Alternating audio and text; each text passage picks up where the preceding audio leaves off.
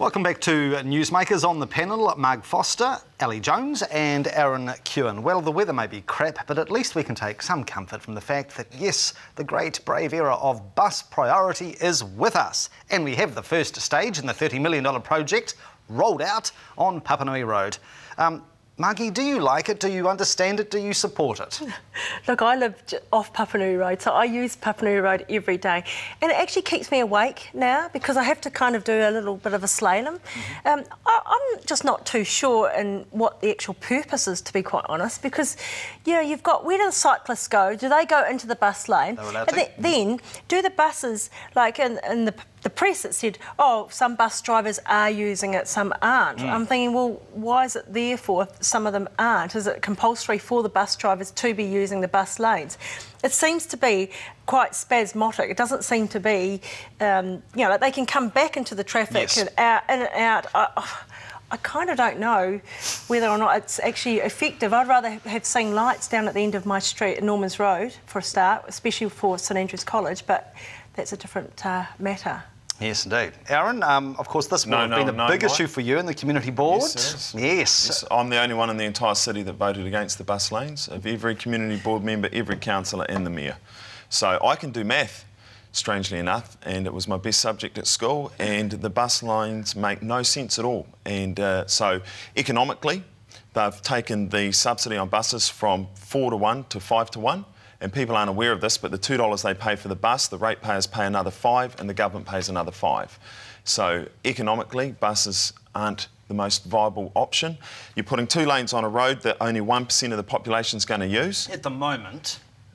So you're saying, well, let's say we have a huge increase in bus usage, we'll have 2% of the population using that other lane. If you're having 2 lanes, should have been 2 lanes for everyone, and the bus lanes mathematically can't work because I remember in science you had a funnel, you'd have a couple of funnels go into one funnel, then back out to 2, then back to 1, and you can only get so much sand through when it goes back to that 1. And we've got 1 all the way down. There's a lot of 1 funnels all the way down Papanui Road and down all the other bus lanes. And they tried the bus borders, failed miserably, so they fired ahead with this. You would be a true believer in this, wouldn't you? I don't want to say anything because I might have a coronary. I can't believe the stupidity of it. I actually went down, and of course this was launched a week before schools go back. Because when schools go back, all hell will break loose. We'll have the real deal. I went down and had a look outside McDonald's because I hang around a bit outside McDonald's in Maryvale. No, and you've got the gym there, and you've got CMI, and you've got outside McDonald's. Well, just along there are 6 or 7 car parks, right? So it goes bus lane, not a bus lane, car parks. So, and actually, Aaron is absolutely right. You either put a bus lane in for the length of Papanui Road, or you don't. But I think, wasn't the retention of some car parks here and there a bit of a compromise? You can't compromise.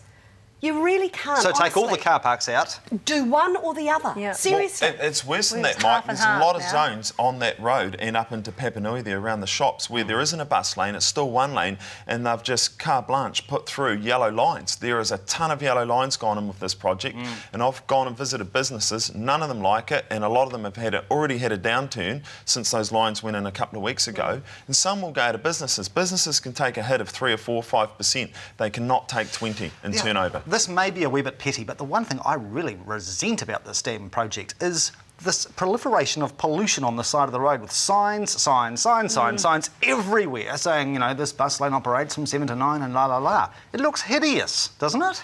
Oh, it does. It's defaced your neighbourhood, Marg, hasn't it? I know. I get to see them. And also there's people now in their little orange jackets standing, you know, every 100 metres down Papanui Road at the moment. So you kind of think, well... You must have a very slow day often to be worried about the signs, I have a very sad life. You do have I don't even notice the signs. I do notice the signs, I must admit, I do. The signs are neon, just at the end. Neon and flashing. Chapter Street. But they're not. Ellie, if you can't notice the signs, I suggest you should be on the bus. I like the bus. Now, the District Health Board has embarked on a reassessment exercise when it comes to home help for the elderly. The Health Board is seeking to keep a lid on its aged care funding. But is this reassessment exercise causing undue anxiety in the community? Ellie, you can lead away. Okay, a couple of things on this, first of all. I don't think that elderly should be being spoken to on the telephone for a start, complex or not. I think that is just insane. What happens when you tell an independent, stoic elderly person, or ask an independent, stoic elderly person on the phone, how you're getting on, do you need help? What do you think they're going to say? So that's the first thing. Secondly, I think the CDHB has got a point here. Some of the issues about coming in and helping with home help, cleaning and so on aren't actually health issues. They're not health issues, so I can understand why they're doing this. What I'm concerned about is some of this being taken away from some elderly who do need it. I don't care. It's got to come from somewhere. It's got to be replaced. Elderly then try and do something they're not capable of doing. You have an accident, you have an injury, and I'm concerned about that. Quick comments, Aaron?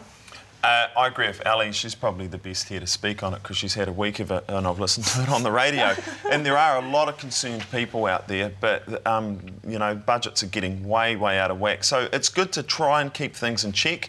Whether they've gone about it the right way, probably not, again.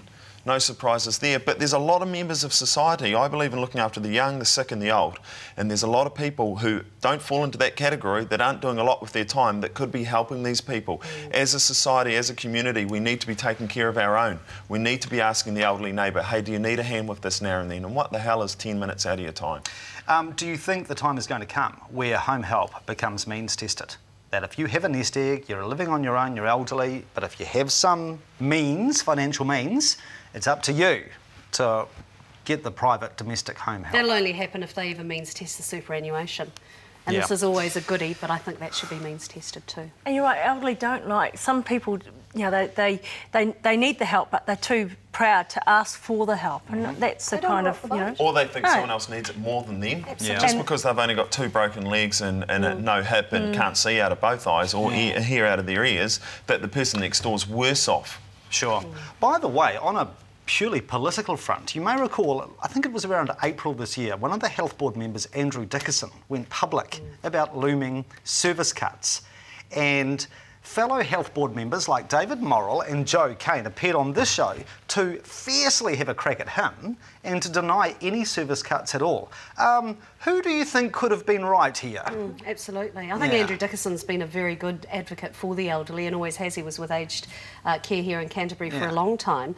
And good on him. But yeah, you know, you're right, I remember that, Marg. He's been vindicated, I think. Absolutely. Yeah. All right, we'll take a break. Plenty to come. Do stay with us.